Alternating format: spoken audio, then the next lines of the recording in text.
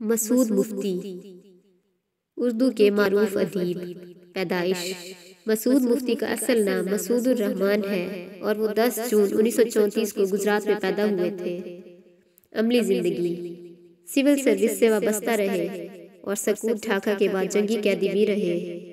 تصانیف میں اہم یہ ہیں: محدب شیشہ، رگ سنگ، ریزے، سالگرہ، توبہ، چہرے، لمحے، ہم نفس، سر راہ، کھلونے، تکون، قیام، اسلام آباد میں قیام پذیر رہے۔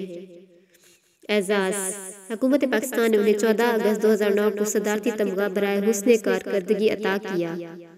وفات: 10 نومبر 2020 کو وفات پا گئے۔